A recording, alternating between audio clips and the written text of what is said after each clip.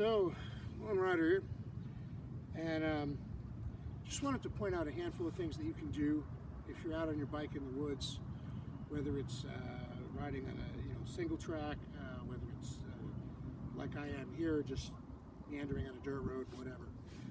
A handful of things you can do to make the experience better for everybody else who's also out in the woods, and a handful of things you can avoid doing. So the first and most obvious one, and this almost shouldn't need to be said, but it fortunately does, don't litter, right? Don't you brought it in, bring it out. To be fair, I don't think most cyclists do, but then again, I have seen litter in the woods, and it's it doesn't help. I mean, here, for example, look at it, right there. I mean, we have an example right there. It doesn't add anything to the woods except it makes it look like a garbage dump. So please don't be the guy to do that. Second thing, be aware that there's other people there. There's a lot of people who think you can't share the trail between hikers, horse people, mountain bikers, etc. Truth is, you can. Shared trail use does work, but it only works if people do in fact share. Now, what this means is, for the non-bikers, is they have to be aware that bikers are going to be there, cyclists are going to be there. So don't completely block the trail. Don't be totally oblivious. Don't render the trail unusable for cyclists by what you're doing. At the same time, though, for cyclists, we also have a responsibility to be careful of other people who are there. Not only other cyclists, but people walking dogs, people hiking, people on horses, etc. So shared trail use does work, but only if you do in fact share, and that is to come from both sides, the cyclists and the non-cyclists. I think too much has been made of trying to put the onus solely on the cyclists, that, well, they have to be careful of, let's say, people hiking. That's completely true.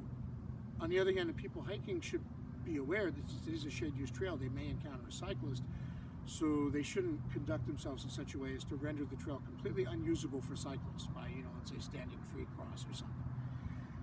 And I have seen people, the one experience I did have with bad trail etiquette in the past, I was at Lewis Morris Park, and there were two guys walking dogs who stopped to chat on a narrow, 2-foot wide bridge over a creek on the trail. And nobody could get through. I came up to this on my bike and I just looked at it and I was like, there's no way I'm getting past riding on my bike. We're all gonna fall over. So I put the bike on my shoulder on the outside and I sort of walked gingerly around them. And they didn't get the hint. They were just sitting there jawing, and I wasn't gonna, tell them what's wrong with you, you're blocking the trail, or make you stink or anything, because I was having a good day. I didn't feel like getting into an argument with anybody, and frankly, it's if they're that oblivious, do you think they're going to listen to you? But that was not a wise decision on their part, and it was compounded by an unwise decision on the part of several mountain bikers. After I finished tiptoeing around these people, I put my bike off to the side of the trail on the other side of the bridge, and I was getting ready to bounce up. And these two mountain bikers, this is a two-directional trail, these two mountain bikers were coming the other way, and they they blew right by me. They knocked me over. I ended up on my bum in the thorn bushes because they blew right by me as I was trying to mount the bike. And then the two people on the bridge had to kind of jump out of the way. Now, the people on the bridge clearly should not have been doing what they were doing, but those two other mountain bikers also should have been more careful. So it was a case of just bad manners on everybody's part. And on the trail, manners and etiquette aren't just an issue of not being rude or not being a jackass. They could be an issue of safety. So be aware that other people are there, and conduct yourself accordingly. The next thing is, don't ride in inclement conditions, or if you come to a section of the trail that's really, really muddy or wet or whatever, be careful, right? Pick your bike up, walk around. If you have to ride through, avoid skidding if you can, that sort of thing. And I generally don't ride when it's really muddy. Unfortunately,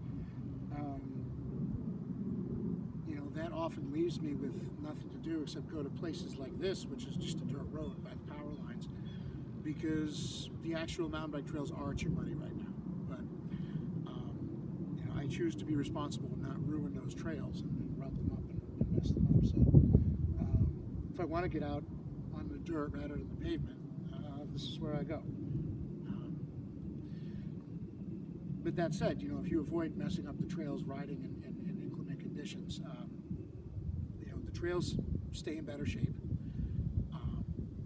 Yourself or other people, including usually mountain bikers, have to do less work to clean them up. And ultimately, people don't go around and see, huge tire tracks and ruts in the trail and then think poorly about mountain bikers. Which brings me to the next thing. Remember that you're the face of mountain biking to anybody you see, right? I mean, it's kind of a big responsibility for one person to have when they're just out for an afternoon or a morning having fun. But the truth is, people who don't mountain bike and probably don't hang out with other mountain bikers, the only knowledge they get of mountain bikers, aside from the negative reports in the press, is going to be that one experience they have with somebody. And so just remember that if you do something asinine, you could turn that person off to mountain bikers or even cycling generally for the foreseeable future.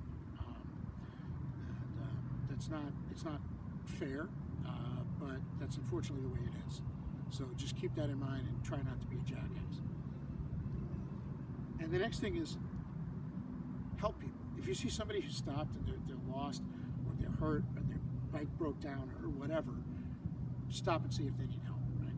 This is generally speaking the custom on the road. If you're riding along and you see somebody with a flat tire or something, say, hey, you need a hand. 9 times out of 10 they're fine, but every once in a while they do need help. It's no less in the woods. In fact, it may be more important in the woods. On the road, there's always a chance, even if there's no other cyclist that stops to offer help, they might get a ride from a car driver, right, to where they need to go. But there's no cars in the woods, right? So if nobody stops to help them, they're staying there. They're staying there until nightfall when they get eaten by a bear or whatever, right?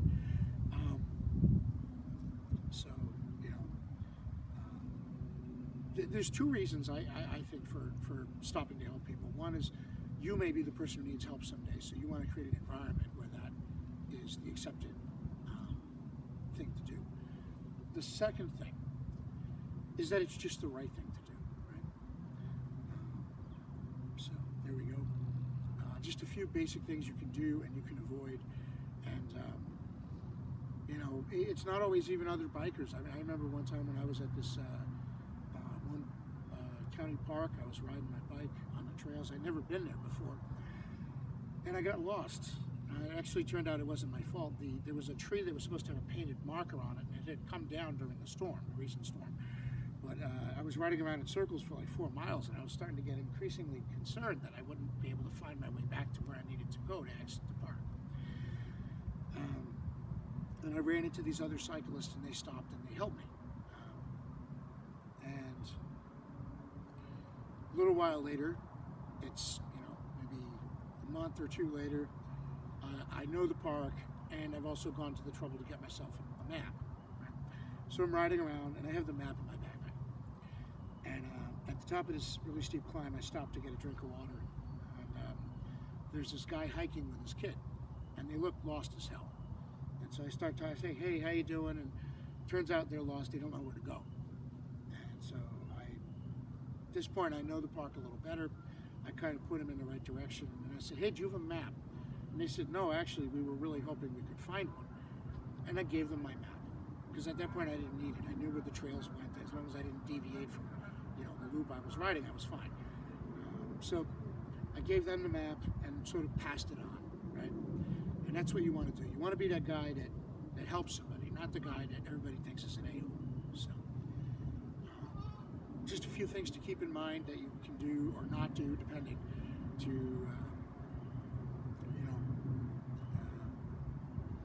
make the experience in the woods better for everybody, and basically